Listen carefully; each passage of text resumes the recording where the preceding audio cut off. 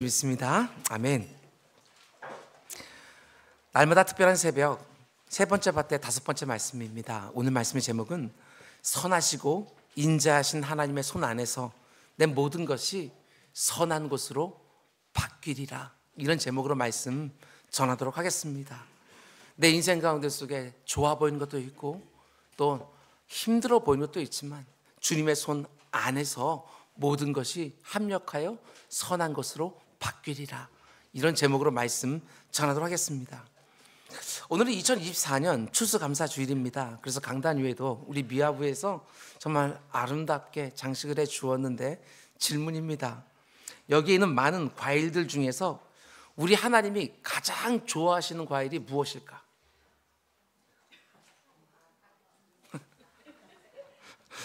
내가 좋아하는 거 말고 우리는 잘 모르지만 성경 기자들은 좀 알았던 것 같습니다. 그래서 성경 곳곳에 보면 이런 말들이 굉장히 많아요.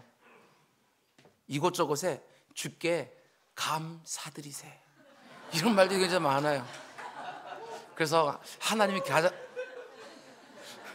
그러지 마세요.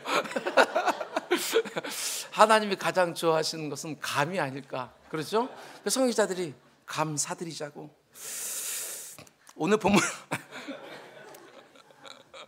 오늘 본문도 보면 주께 감사드리세라는 말이요 계속 반복되어지는데, 주께 감사드려라, 주께 감사하라, 이런 말이 무려 26번이나 한 편 시에 담겨져 있어요. 시편의 많은 부분들이 감사에 대한 내용인데, 특별히 오늘 보면 136편 말씀이 대표적인 감사시다, 이렇게 말할 수 있습니다. 총 26개의 구절로 되어 있는데 매 구절마다 두 부분으로 나뉘어져 있습니다. 앞에는 제사장이 선창을 하게 되어져 있고 뒷부분 청중이 제창을 하게 되어져 있어요. 1절과 2절만 놓고 보면 제사장이 여호와께 감사하라, 그는 선하시며, 이렇게 크게 외치면 청중들이 그 인자하심이 영원함이로다 화답을 하고, 제사장이 신들 중에 뛰어나는 게 감사하라, 이렇게 외치면 청중들이 그 인자하심에 영원함이다, 이렇게 제창을 해요. 이런 식으로 총 26번 제창하게 되어 있는 시, 그게 바로 오늘 보면 시편 136편의 말씀입니다. 시편 가운데 가장 대표적인 감사시, 시편 136편은 이렇게 시작합니다. 여호와께 감사하라, 그는 선하시며 그 인자하심이 영원함이로다. 오늘 이 한 개 구절 가지고서 추수감사절 메시지를 서로 나누려고 하는데, 이때까지 수없이 많은 감사절 말씀을 전했지만 저는 오늘 말씀이 제일 은혜가 되었습니다. 준비하는 내내 은혜가 되었어요. 이래서 범사에 우리가 감사할 수 있구나 하는 것들을 다시 한번 새롭게 했습니다. 시편의 기자가 청중들을 향해서 감사하라, 이렇게 말하고 있는데 그 감사의 제목이 무엇입니까? 이 부분을 잘 보셔야 됩니다. 시편 기자가 감사하는 내용은 자기에게 있는 재물이나 건강이나 평안이나 삶의 어떤 조건이 아닙니다. 감사의 제목이요, 하나님 자체예요. 하나님이 감사의 제목이에요. 감사의 대상이 하나님일 뿐만 아니라 감사의 자체, 감사의 내용 자체가 하나님이 되고 있는 것이지요. 감사의 내용이 우리가 흔히 생각하는 감사의 조건과 완전히 다릅니다. 시편을 보면 하나님과 우리의 관계를 목자와 양의 관계로 자주 표현하는데, 양들의 감사의 제목은 언제나 선한 목자일 수밖에 없습니다. 푸른 초장이나 쉴만한 물가, 이런 것들도 얼마든지 감사의 제목이 될 수 있겠지만, 사실 선한 목자 한 분만 딱 있으면 자신의 모든 필요는 다 채워지는 것이지요. 사망의 음침한 골짜기에도 선한 목자가 내 곁에 계시니까 두려워하지 않는, 어린 아이들의 감사의 제목도 마찬가지 아니겠습니까? 내가 가지고 노는 장난감이나 맛있는 음식도 감사의 제목이 얼마든지 될 수 있지만, 나를 너무나 더 사랑해서 내가 행복하기를 원하는 좋은 엄마, 아빠, 그거 진짜 그게 감사의 제목 아니겠어요? 마찬가지로 이 땅을 살아가는 모든 성도들의 감사의 제목은 하나님입니다. 하나님이 모든 것에 충분하신 분이시기 때문에 그 하나님이 나의 하나님이 되어주셨다는 것 자체가 모든 감사의 핵심이 되어지는 거예요. 다른 조건들은 있다가도 없을 수 있지만 하나님이 내 인생에 빠져 있으면 아무리 모든 조건을 다 갖추었다 할지라도 그게 무슨 소용이 있겠습니까? 내 삶에 이런 것도 주시고 저런 것도 주셨기 때문에 하나님 감사합니다, 이런 것이 아니라 아무런 조건도 안 붙이고 오늘 시편을 보게 되었으면 그냥 여호와께 감사하라, 이렇게 시작되고 있는 거예요. 조건이 없는 감사, 무조건 감사입니다. 시편 78편의 기자도 마찬가지예요. 하나님께 가까이함이 내게 복이라. 재물, 건강, 장수, 자녀, 평안, 이런 것들이 내게 복이라고 말하는 게 아닙니다. 모든 복의 근원이 되시는 하나님, 그 한 분이 나의 모든 감사의 조건이고 내용이 되는 것이지요. 하나님으로부터 모든 좋은 것이 다 나온다는 것을 알기 때문에, 아니 하나님 자체가 복이라는 것을 내가 믿기 때문에 하나님께 가까이 할 수 있다는 거, 하나님과 친밀한 관계를 맺으면서 이 땅을 살 수 있다는 거, 그 자체가 내게는 말할 수 없는 큰 복이지요. 상황과 조건은 늘 변합니다. 그래서 상황과 조건에서 나오는 무엇 때문에의 감사는 너무나 쉽게 빼앗길 수밖에 없어요. 그러나 영원히 변하지 않으시는 그 하나님을 내 모든 감사의 중심에 딱 두고 살면 절대로 감사를 빼앗기지 않습니다. 무조건 감사해요. 여러분, 무조건 감사이기 때문에 어떤 조건을 빼앗아 간다고 할지라도 감사를 잃어버리지 않는 거예요. 구약에 나오는 욥처럼 그 욥이 가지고 있던 그 많은 재물들, 그 자녀들, 그가 가지고 있었던 많은 수많은 것들 하나씩 그 조건들이 사라진다 할지라도 그의 믿음이 흔들리지 않을 수 있었던 건 무조건 하나님이 어떤 분인지 그분 한 분이 나의 감사의 제목이기 때문에 견고할 수 있는 것이지요. 우리 역시 마찬가지라는 것입니다. 하나님을 늘 가까이 하는 것이 내게 복이라고, 그 하나님 자신이 나에게는 가장 큰 복의 내용이라고 늘 고백하며 살아가는 우리 모두가 될 수 있기를 주님으로 축원을 드립니다. 그러면 우리가 감사의 그 모든 내용이 되신 하나님이 어떤 분이시기에, 그치요? 우리가 하나님께 가까이 가만 하면 감사가 쏟아지는 그분은 어떤 분이시기에 우리가 감사를 드릴 수 있는가? 오늘 본문만 놓고 보면 딱 두 가지입니다. 그분의 선하심과 그 인자하심의 영원함, 이 두 가지 잘 기억해 두십시오. 그분의 선하심과 그 인자하심의 영원함, 여기서도 무조건 감사 쏟아지는 거예요. 1절 여호와께 감사하라, 그는 선하시며 그 인자하심이 영원함이로다. 여기서 하나님이 선하시다는 것은 하나님이 우리와 관계 맺는 방식에 있어서 올바르시다, 참되다, 윤리적이다, 이런 의미입니다. 하나님이 우리와 관계하실 때에 언제나 공정하시고 공의로우시고 옳지요. 그래서 우리는 감사하며 살 수가 있는 것입니다. 우리가 믿는 하나님이 선하시다고 오늘 시편 기자가 말하고 있고 성경 전체가 그분의 성품을 그렇게 증언하고 있는데, 한번 이런 생각을 해보십시오. 만약에 하나님이 선하지 않다면 어떨 것 같아요? 하나님이 선하신 분이 아니라 심히 고약하신 분이라면 여러분과 저의 삶이 어떻게 되겠냐고요. 그러면 그분은 믿고 의지한다는 것 자체가 고통이 될 거예요. 이 세상을 믿음을 가지고 산다고 하는 것 자체가 너무나도 힘들고 어려울 거예요. 이 땅을 살아가면서 내 곁에 고약한 사람 하나, 고약한 이웃 하나만 있어도 얼마나 피곤합니까? 고약한 이웃이 아래층에 살고 있으면 발꿈치 들고 조심조심 다녀야 되는 거예요. 늘 신경이 쓰이지요. 조금만 고약한 집주인을 만나도 하루하루의 삶이 너무나도 피곤해지는 거예요. 그런데 이 세상을 주관하시고 내 삶을 이끌어 가시는 그 하나님이 선하지 않으시다? 그러면 우리 인생이, 우리 신앙생활이 얼마나 힘들어지겠냐고요. 어떤 분은 이렇게 말할지도 모르겠어요. 그런 하나님 안 믿으면 되지. 예, 안 믿으면 되지요. 그런데 그런 하나님이 유일하신 하나님이라면, 다른 모든 것들은 다 우상이고 다른 모든 것들은 인간들이 만든 것이고 진짜 살아계셔서 역사하신 하나님이 딱 한 분이신데 그분이 그렇게 고약하신 분이라면, 그분이 악하다고 한다면 여러분과 저의 삶이 어떻게 되겠어요? 우리는 그걸 한 번도 생각해 본 적이 없어요. 하나님이 선하시다라고 하는 걸 그냥 당연하게만 생각하지, 하나님이 악한 분이었다고 한다면 내 삶이 어떻게 될까? 이런 걸 한 번도 생각해 본 적이 없는 거예요. 마치 폭군처럼 나에게 명령하시고 그대로 안 하면 그 즉시로 해코지하시고, 이런 하나님이라면 우리 인생이 어떻게 되었을까? 하나님이 악한 분이라서 내 삶에 일어나는 아무리 좋은 것들이라도 결국은 합력해서 악이 되고 만다면 얼마나 끔찍하겠어요. 하나님 너무나도 악해서 내가 행복해하는 꼴을 못 보신다? 그러면 내 삶에 자유도 없을 것이고 기쁨도 없을 것이고 평안도 소망도 없는 거예요. 아무리 열심히 수고한들 무슨 소용이겠어요?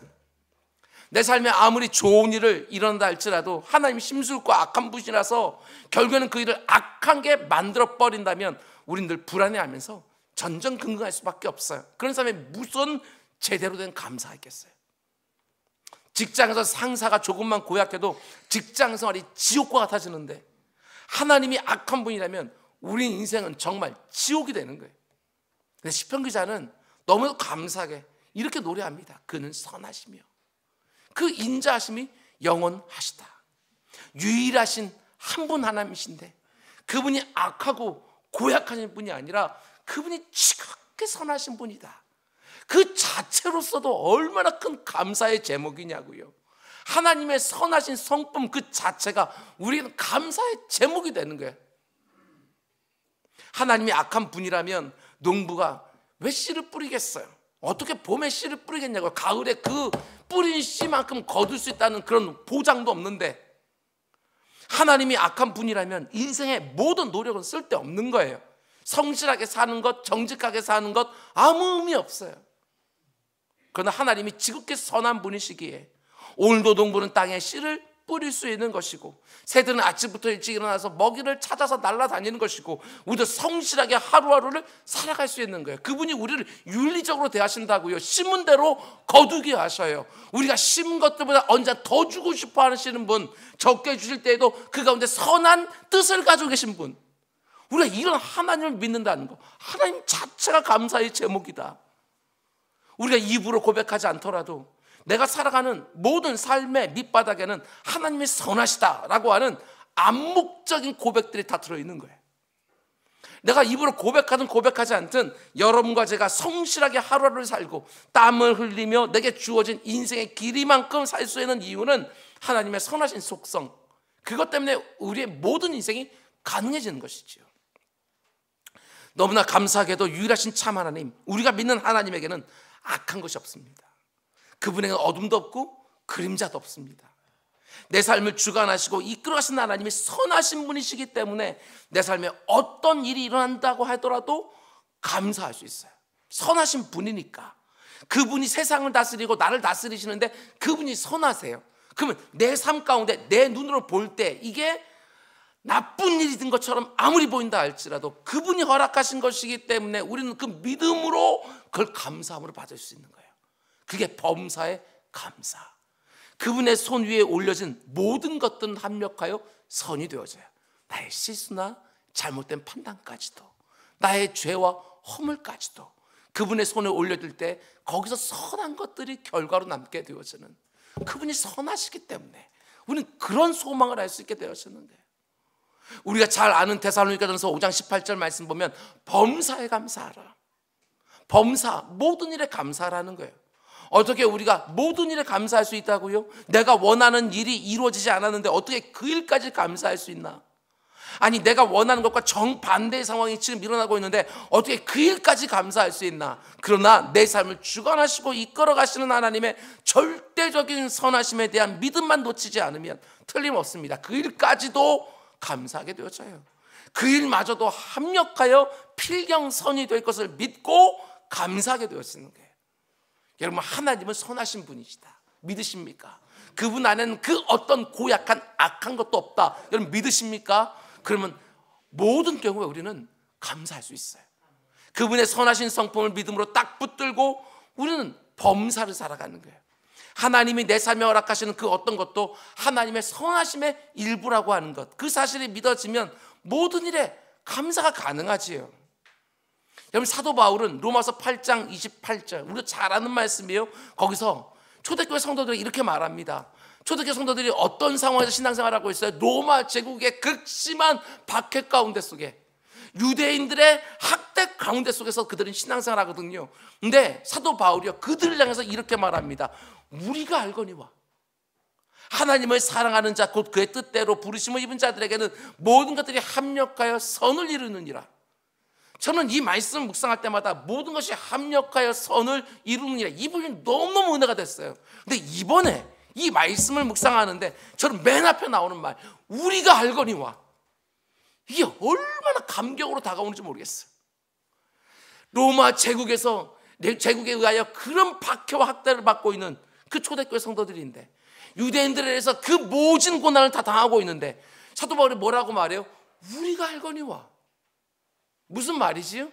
그래서 다 경험한 거예요. 초대교회 성도들이 우리가 이미 알고 있는 것처럼, 그냥 듣기 좋으라고 하는 말이 아니라고요. 우리가 다 경험해서 알고 있는 것처럼 하나님이 얼마나 선하시냐, 우리 눈에는 분명히 이 모든 것들이 악한 일이었는데 하나님께 결국에는 합력하여 선이 되게 하는 거 우리가 한두 번 경험했냐? 우리가 알거니와. 이게 얼마나 확신 있게 말하냐고요. 저는 이게 너무나도 감격스럽고 부러운 거예요. 우리 교회 성도님들 가운데 속에 이런저런 어려움을 겪고 있는 분들 꽤 있어요. 어떤 분은 너무나도 힘겨워하고 버거운 것을 제가 알기 때문에 믿음의 말 한마디, 위로의 말 한마디, 소망의 말 한마디 하는 것도 조심스러울 때가 있지만 저도 정말 확신 있게 말하고 싶어요. 여러분, 우리가 알거니와 하나님은 선하신 분 아닙니까? 우리가 지금 어떤 일을 당한다 할지라도 이 모든 것들이 합력하여 선한 일을 이루게 될 것입니다. 우리가 경험해서 아는 것처럼. 이게 얼마나 견고한 공동체예요. 그런 경험들을 저마다 다 가지고 있으니 그 가운데 모이면 찬송이 쏟아져 나오고 모이면 감사하는 말들이 서로에게 쏟아져 나오지 않겠냐고요. 우리의 믿음이 무엇입니까? 하나님의 선하심을 믿는 거 아니겠어요? 거기서부터 모든 게 가능해지잖아요. 그분이 선하신 분이니까 그 앞에 나서 기도도 할 수 있는 것이고, 그분께 예배도 감사함으로 드릴 수 있는 것이고, 이런저런 일들도 억지로 해코지 안 나갈까 하는 것이 아니라 자원하여 기쁘게 할 수 있는 거. 그 이유가 뭐예요? 그분이 선하시니까. 하나님이 선하신 분이시고 그분이 지금도 내 믿음에 선한 계획을 가지고 조금도 실수 없이 정확하고 세밀하게 인도하신 것이 정말 믿어진다고 한다면 우리는 감사할 수 있어요. 범사에. 그래서 우리는 믿음과 감사는 따로따로가 아니에요. 붙어 있는 거예요.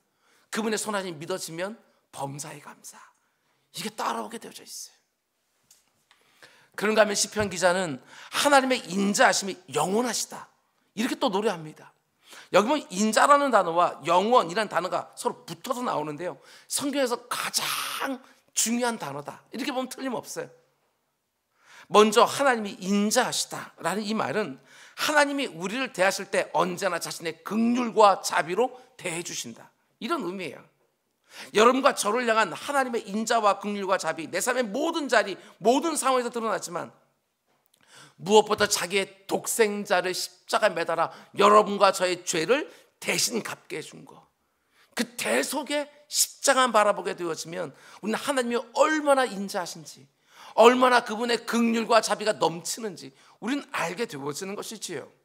내가 어떤 상황 가운데 처하든지 하나님의 그 인자하심만 생각하면, 나를 향한 그분의 긍휼과 자비와 은혜와 사랑만 생각하게 되어지면 여러분, 우리는 감사가 쏟아질 수밖에 없어요. 그래서 성경의 기자들은 그 십자가 바라보라고, 그 힘들어하는 초대교회 성도들에게 십자가 바라보라고, 그럼 그 자리에서 또 감사가, 감격이, 소망이 쏟아지는 거 보게 되어지니까. 그런데 그 인자하심이 영원하다. 여러분, 인자하심이 영원하다, 이건 무슨 뜻이겠어요? 나를 향한 하나님의 그 인자하심이, 긍휼과 자비가 영원히 이어진다. 다른 말로 하면 변하지 않는다. 영원토록 나를 향한 하나님의 인자와 긍휼과 자비가 변함이 없다, 동일하시다, 이런 의미지요. 하나님이 여러분과 저를 만세전부터 택하셨어요. 그리고 내 인생 어느 한순간에 나에게 찾아와 말씀을 들려주시고 그 가운데 속에 이렇게 믿어지게 하시고 나로 하여금 거듭나게 하시고 성도가 되게 하셨어요. 그리고 그 구원의 놀라운 역사는 절대로 변하지 않고 저 나라에 들어갈 때까지 나의 행동과 상관없이 그대로 이어지는 거 다 무엇 때문에 가능해요? 하나님의 인자하심이 영원하기 때문에, 변하지 않기 때문에. 내가 사는 모습을 보고 하나님께서 계획하신 그 구원을 끝까지 지속하느냐 아니면 철회하느냐 하게 되어지면 우리 가운데 속에 누가 구원받을 수 있겠어요? 내 모습 보면 너무나도 실망스럽고 너무나도 엉터리 같으니까 더 이상 너에게 나의 인자와 긍휼과 자비와 사랑으로 대하지 않겠노라, 이렇게 하나님께서 변개하시는 분이라면 우리의 구원이 어떻게 확실하겠어요? 우리는 아침 저녁으로 다릅니다. 배고플 때와 배가 부른 다음이 다르고, 결혼하기 전과 결혼한 후가 다르고, 고난 가운데 있을 때와 평안할 때가 우리는 달라요. 그래서 우리는 수시로 변하기 때문에 하나님의 인자하심이 영원하시다라고 이 말이요, 사실은요 감이 잘 오지는 않아요. 우리의 이성의 범주를 뛰어넘어 있는 거예요. 영원하시다라고 하는 그분의 그 속성이. 그래서 성경에 말하는 것은, 얘들아, 이 세상이 아무리 바뀌어도 아무게 네가 아무리 하나님 앞에서 네 모습을 바꾸어도 하나님은 언제나 너를 향해 동일하신 분이시다, 이렇게 말씀하시는 거예요. 하나님의 사랑 변하지 않습니다. 하나님의 은혜 굴곡이 없어요. 언제나 동일한 사랑이고 언제나 변함없는 은혜로 나를 대해주고 계셔요. 변하지 않는 하나님, 그게 바로 하나님이 영원하시다라는 말의 의미지요. 여러분, 그런데 하나님의 변하지 않는 인자하심의 영원함, 이런 모습이 우리에게 주는 확신이 있습니다. 하나님이 절대로 변하지 않으신 분이시기 때문에 우리에게 소망이 있는 거예요. 생각해 보십시오. 만약 우리의 구원이나 우리를 향한 그분의 은혜와 복이 우리의 삶이나 우리의 행위에 달려있다고 한다면, 감히 누가 하나님의 구원을 확신할 수 있겠어요? 나에게 달려있다면 감히 누가 하나님의 은혜와 복을 누가 기대할 수 있겠어요? 내가 나를 아는데. 하나님의 구원과 은혜와 복이 이렇게 수시로 변하는 나에게 달려있다고 한다면 그건 불가능한 거예요. 그런데 하나님의 구원과 은혜와 복이 나에게 달려있는 것이 아니라 영원하신 하나님, 변하지 않으신 그 하나님께 달려있다는 것이지요. 그래서 우리가 하나님의 구원에 대한 확신을 가질 수 있는 것이고, 그래서 우리가 하나님부터 오는 각양 은혜와 복을 기대할 수 있는 거예요. 그래서 하나님은 말라기 선지자를 통하여 이렇게 말씀하십니다. 나 여호와는 변하지 아니하나니 그러므로 야곱의 자손들아 너희가 소멸되지 아니하느니라. 기가 막힌 말씀이에요. 묵상해보면 이스라엘이 그렇게 온갖 죄를 짓고 허물이 많았음에도 불구하고 하나님의 진노하심으로 소멸되지 않을 수 있었던 이유가 뭐냐? 다른 게 아니에요. 그들이 하나님 앞에서 늘 바르고 늘 옳고 늘 합당히 살았기 때문이 아니라는 것입니다. 그들에게 작정하신 하나님의 사랑과 은혜가 변하지 않았기 때문에, 하나님의 선하심이, 하나님의 자비하심이 영원하기 때문에 그 패역한 사람들이 소멸되지 않고 지금까지 살아있노라고 이 말씀을 하시는 거예요. 여러분과 저희가 똑같지 않겠어요? 여러분과 제가 근사하게 하나님 앞에서 바르게 기쁘시게 하며 살기 때문에 우리가 아직까지 이 자리에 있는 것이 아니라, 나를 사랑하겠다고 나를 향한 구원의 계획을 변개치 않으시는 그분의 성품 때문에 내가 지금까지 여전히 기회를 얻으며 살고 있는 거 아니겠어요? 나를 향한 하나님의 계획은 나 때문에 변하지 않습니다. 나를 향한 하나님의 구원과 은혜는 나 때문에 변하지 않아요. 내가 비록 실패하고 심지어 하나님 향해서 등을 돌렸을 때조차도 그분의 마음은 일양 여일하시죠. 하나님의 변하지 않는 구원 계획과 사랑과 은혜가 어떻게 확증되었습니까? 자신의 하나밖에 없는 아들까지 내어주심으로써 아주 명확하게 확증해 주신 거예요. 자, 봐라, 너희를 향한 나의 사랑이 안 변했다. 창세기 3장에서 너희들의 처음 인류가 범죄했던 그때부터 지금까지 너희를 향한 나의 구원 계획은 변하지 않았다. 자, 봐라 하고 보여주신 것이 바로 그분의 아들의 십자가예요. 변하지 않았어요. 그 사이에 구약 성경을 보게 되시면 얼마나 죄와 허물이 덕지덕지 붙어 있는데, 하나님은 창세기 3장에서 계획하신 그 가죽옷을 지어서 그들의 수치를 가려주신 그 하나님의 마음이 쭉 수천 년 이어오는 거예요. 하나님의 변하지 않는 구원 계획과 그분의 변하지 않는 사랑과 은혜 때문에 여러분 잊지 마십시오. 우리에게는 언제나 다시라고 하는 기회가 있습니다. 돌이키기만 하면 하나님은 언제나 그 자리. 내가 하나님 멀리 떠났다고 해서 나도 더 이상 너 안 본다고 하는 떠나신 것이 아니라, 돌이키기만 하면 언제나 하나님은 그 자리에 계셔요. 그래서 우리에게 회개가 가능한 거예요. 그의 인자하심이 영원하지 않으면 우리가 회개한다 한들 그게 무슨 소용이겠어요? 우리는 나에게 잘못한 사람, 나에게 상처를 준 사람, 나를 배신한 사람 다시는 안 보고 싶어 하지요. 근데 하나님은 그런 분이 아닙니다. 나를 향한 그분의 사랑이 변하지 않지요. 나를 향한 그분의 계약이 변하지 않는 거예요. 그래서 나를 대하시는 그분의 방법도 대하지 않습니다. 그래서 언제든지 그분께 돌아갈 수가 있는 거예요. 그래서 히브리서 기자는 우리에게 이렇게 말합니다. 그러므로 우리는 긍휼하심을 받고 때를 따라 돕는 은혜를 얻기 위하여 은혜의 보좌 앞에 담대히 나아갈 것이니라. 여기서 담대히라는 말을 원어로 보게 되었지만 뻔뻔스럽게, 이런 뜻이에요. 하나님 앞에 면목이 있을 때만 나아갈 수 있는 게 아니라는 것입니다. 하나님의 인자하심이 변하지 않는다는 것을 믿기에 너무나 면목이 없을 때도 정말 뻔뻔스러울 정도로 담대히 그분의 은혜를 구하는 거예요. 왜? 그분은 나를 향한 그분의 마음은 변하지 않으시니까. 요즘 혹 믿음에 실패했다 할지라도, 혹 요즘 영적으로 넘어졌다 할지라도 뻔뻔할 정도로 그분 앞에 나아가시기 바랍니다. 내가 믿음에 실패했다고 해서, 내가 영적으로 넘어졌다고 해서 하나님 나를 버리지 않으십니다. 하나님의 사랑과 하나님의 은혜와 하나님의 자비와 나를 향한 하나님의 계획은 변하지 않습니다. 내가 돌이키기만 하면 여전히 하나님은 그 자리에 계시고 그 얼굴을 나를 향하여 들어주시지요. 지금 내가 어떤 상황이 있든지 하나님의 인자하심이 영원하다는 것 잊지 않고, 아니 영원히 변함 없을 뿐만 아니라 그 인자하심은 너무나도 크고 놀랍다는 것을 믿고, 오늘 시편 기자가 오늘 추수감사 주일에 우리에게 주시는 이 말씀처럼, 얘들아 너희 하나님이 이렇게 선하시고 이렇게 인자하시고 영원하신 분이라고 하는 것을 정말 믿는다면 그분께 우리 감사드리자. 악이라도 선으로 바꿔내신 하나님, 모든 것을 합력하여 선한 결과가 되게 하시는 하나님, 때를 따라 돕는 은혜를 딱 준비해 놓으시고 언제나 은혜의 보좌로 불러주시는 하나님을 네가 정말 믿는다면 그 어떤 상황에 지금 네가 있다 할지라도 하나님께 네가 보여드릴 합당한 모습은 감사뿐이다, 이렇게 말씀하는 것이지요. 하나님이 어떤 분이신지를 내가 알고 내가 믿기에 가능한 무조건 감사, 그럼에도 불구하고의 감사, 응답하신 기도에도 감사, 거절하신 기도에도 감사, 길가에 피어있는 장미꽃도 감사, 그 장미꽃과 함께 주어지는 가시도 감사, 정말 범사를 감사로 받아내는 믿음, 여러분과 저에게 견고하게 서 있기를 주님의 이름으로 축원을 드립니다. 그럼 이제 구체적으로 우리가 어떻게 해야 그 하나님께 범사를 감사함으로 올려드릴 수 있을까? 이렇게 두 가지만 실제적인 적용에 대해서 말씀드리려고 합니다. 잘 들으시기 바랍니다. 먼저 감사의 태도를 가지고 살라. 감사의 태도. 하나님께 범사에 감사라는 말은요, 하나님 향해 늘 감사의 태도를 가지고 살라, 이런 말입니다. 여러분, 태도가 나의 삶을 결정할 때가 얼마나 많은지 몰라요. 한번 생각해 보십시오. 여러분, 부정적인 사람은요, 내 삶에서도 늘 부정적인 것만 보고요, 다른 사람의 삶에서도 늘 부정적인 것만 눈에 들어와요.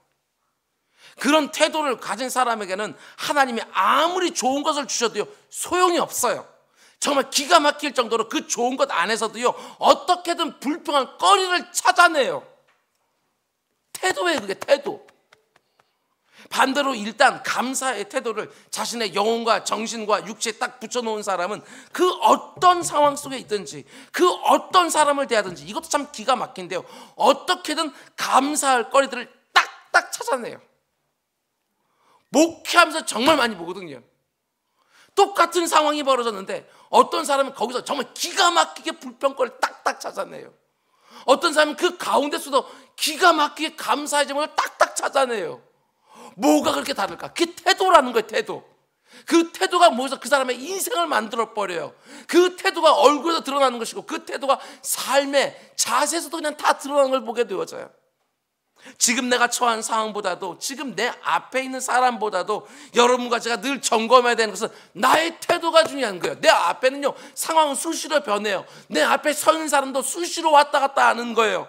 그것 사람들이 중요한 것이 아니라 진짜 우리가 점검해야 되는 나의 태도가 뭐냐. 그 상황과 그 사람을 대하는 나의 태도에 따라 똑같은데 감사도 되고 불평도 되고, 태도가 이렇게 중요해요. 하나님은 선하시고 그 인자하심이 영원하다고 내가 분명히 믿기 때문에 모든 상황 속에서도 감사의 제목을 찾는 삶의 태도, 너무너무 중요하죠. 내가 무슨 일을 만나든지 그 안에서 감사의 제목을 먼저 찾아내리라. 그 태도를 딱 세워놓으면 다릅니다. 정말 다릅니다. 모든 상황을 보는 눈이 달라지는 거예요. 그렇게 매일매일을 살다 보면 아주 작은 일에도 기뻐하고 감사하게 되고, 마침내는 도저히 감사하기 어려운 상황에서조차 감사하는 자로 발견되어지는 거예요.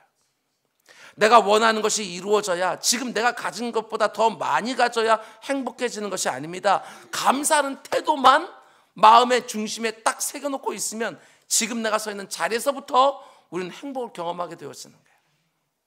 내 안에 어떤 좋은 일을 만나든지 어떤 좋은 사람을 만나든지 불평하고 흠 잡으려고 하는 태도가 채워져 있는지, 내 안에 아무리 이기지 못한 일을 만나든지 아무리 나와 안 맞는 사람을 만나든지 어떻게든 감사의 제목을 찾으려고 하는 태도가 세워져 있는지 스스로 한번 점검해 보셔요. 어렵지 않을 거예요. 내 삶의 행적들만 한번 보시라고요. 왜 다른 사람 눈에 다 감사거리가 보이는데 왜 내 눈에는 불평거리가 보이는지, 다른 사람들은 지금 우리 가운데 속에 나쁜 일이 벌어졌다고 생각하는데 왜 난 거기서 감사의 제목이 보이는지 스스로 얼마든지 점검이 되어져. 이게 나의 태도라는 거예요. 태도. 내 사랑하는 하나님이 언제나 선하시고 그 인자하심에 변함이 없다는 것을 딱 믿고 무슨 일을 만나든지 누구를 만나든지 감사의 제목을 딱딱 찾아낼 수 있는 그런 실력을 가진 사람들 다 될 수 있기를 주님의 이름으로 축원드립니다. 그리고 또 한 가지, 여러분과 제가 어떻게 범사에 감사하며 살 수 있어요? 이분 너무나 중요한데요, 이게 참 신비해요. 감사의 언어를 가지고 살아라. 감사하는 말을 하며 살아라. 오늘 본문에서 여호와께 감사하라고 말합니다. 근데 이 말은 1차적으로 감사의 말을 하나님께 드려라, 이런 말 아니겠어요? 한마디로 내 입에 그분을 높이는 말, 그분을 향한 찬양으로 가득 채워놓고 살라, 이런 말 아니겠어요? 근데 참 희한한 것은 감사하는 말을 하게 되었으면 내가 감사하는 자로 늘 변하는 걸 보게 되어져요. 참 재밌어요 이게. 호세아 선지자는 이렇게 말해요. 굉장히 중요한 말씀입니다. 너는 말씀을 가지고 여호와께로 돌아와서 아뢰기를 모든 불의를 제거하시고 선한 바를 받으소서 우리가 숫송아지를 대신하여 입술의 열매를 주께 드리리이다. 이게 무슨 말이에요?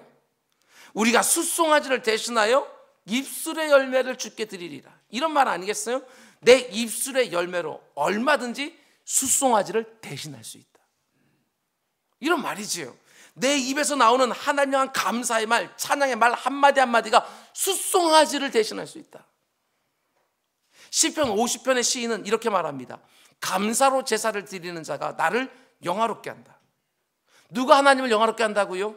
감사로 예배하는 자가 하나님을 영화롭게 한대요. 그냥 예배한다고 해서 하나님을 영화롭게 하는 것이 아니라는 것입니다. 지금 내가 어떤 어려움 가운데 있든지 그분의 손 안에서 이 일마저도 선으로 바뀔 것을 믿고 먼저 감사하는 로 예배하는 모습, 그게 정말 하나님을 영화롭게 한다는 거예요.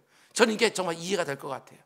왜냐하면 아무리 내게 좋은 일이 있고 아무리 평탄하고 모든 것들이 그냥 내가 원하는 것보다 더 많은 것을 주어서 감사하며 예배 드리는 것, 그것도 하나님 기쁘게 받으시겠지만 정말 내가 받기 어려운 문제인데, 그래서 하나님도 이 가운데 속에 혹시나 넘어지지 않을까 이렇게 생각하면서, 그러나 반드시 그 일을 통과해야 내가 더 성숙할 수 있으니까 그걸 허락해 주셨는데, 그 가운데서 마치 욥처럼 나와와서 내가 지금 이 상황에도 하나님께 저주하는 것이 아니라 하나님 영광 받으셔서 예배하고 있는 것, 그 모습을 주변의 사람들이 보면서 하나님이 얼마나 대단하신지 보게 되지 않겠어요?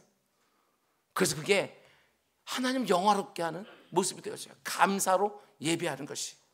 시편 69편의 시인도 마찬가지입니다. 내가 노래로 하나님의 이름을 찬양하며 감사함으로 하나님을 위대하시다 하리니 이것이 소 곧 뿔과 굽이는 황소를 드림보다 여호와를 더욱 기쁘시게 함이 될 것이라. 기가 막힌 고백이지요. 노래로 하나님의 이름을 찬송하고 감사함으로 하나님은 위대하시다 고백하는 거 다 말로 하는 거잖아요. 말로 하나님의 이름을 찬양하는 것이고 말로 하나님 위대하시다 말로 했잖아요. 그런데 그 말 하나, 그 찬송 하나, 그 감사 하나가 얼마든지 황소를 드리는 것보다 하나님을 더욱 기쁘시게 할 수 있다. 그게 성경 말씀이잖아요. 황소를 드림보다 여호와를 더욱 기쁘시게 함이 될 것이라. 내 입술에서 고백되는 감사를 하나님이 숫송아지처럼 기뻐하신다. 내가 감사로 예배드리는 것을 하나님이 자신을 영화롭게 하는 것으로 연락해 주신다. 감사의 언어가 그만큼 중요한 거예요. 내 입에서 아무 말이나 쏟아지게 하지 마라.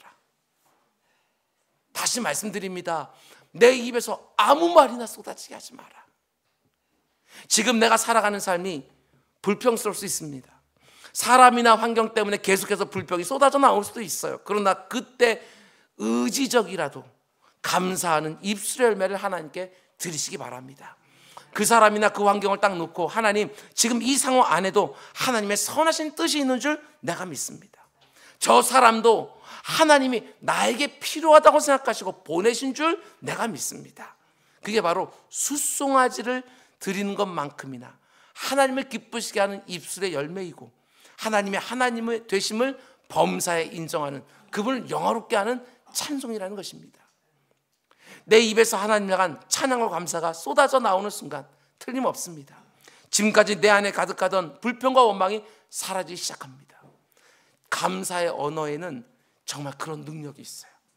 말을 했을 뿐인데 사라져버리는, 내 마음 가운데 그 어두운 것들이 사라져버리는, 말을 했을 뿐인데 내 입에 감사를 가득 채운 만큼 내 인생의 행복도 비례해서 채워지기 시작하는 거예요. 5만 가지가 다 감사의 제목이 되는 것이고 감사의 찬양의 내용이 되어져요. 감사하는 마음을 가진 사람에게는 아무리 마귀가 불행의 씨앗을 가득가득 뿌려대도요, 그 씨앗들이 자라나질 않아요. 마귀가 뿌리는 불행의 씨앗은 언제나 불평의 거름을 먹고 살기 때문에, 내가 감사의 언어를 막 쏟아놓기 시작하면 마귀가 뿌려놓은 불평의 씨앗들이 자라날 수가 없어요. 그 대신 감사의 언어를 계속해서 내가 쏟아놓기 시작하면 성령의 열매가 맺히는 걸 보게 되어져요. 사랑과 희락과 화평과 오래 참음과 자비와 양성과 온유와 충성과 절제, 뭐 이런 것들 다 보게 되어지면 하나같이 감사를 양분으로 해서 자라나기 시작하게 되어지고 내 성품의 열매로 드러나기 시작을 해요. 잘 보십시오. 그 사람에게 감사해야 할 때 내가 그 사람을 더 사랑하게 되는 것이고, 지금 내 앞에 있는 상황 안에서 감사의 제목을 찾아낼 때 슬픔이 변하여 희락이 되는 것이고, 내 마음을 감사로 딱 채워놓고 나니까 나를 힘들게 하는 사람도 화평케 하고 자비로 대하고 오래 참게 되어지고 선한 일도 하고 싶어하고 온유로 대하기 시작하는 것이지요.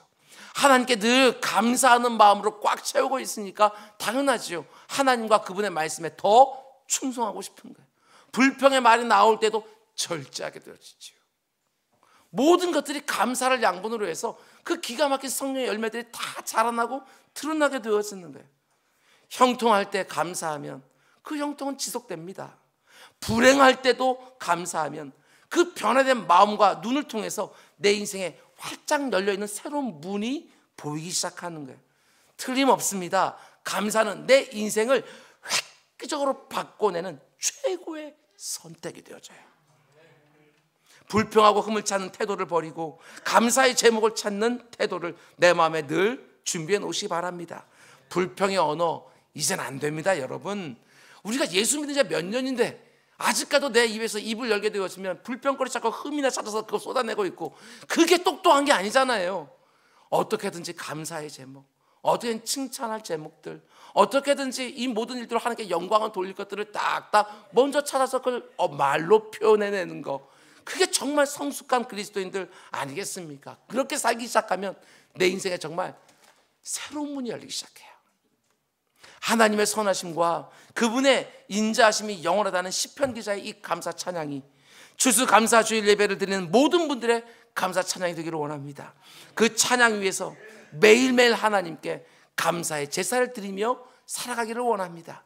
그렇게 감사의 태도와 감사의 언어를 가지고 살아가는 나 때문에 내 곁에 있는 사람들까지도 행복해지는 은혜가 우리 모두의 경험되기를 주님의 이름으로 축원드립니다. 아멘. 우리 기도합시다. 하나님, 오늘 추수감사주일을 통해서 하나님께 다시 한번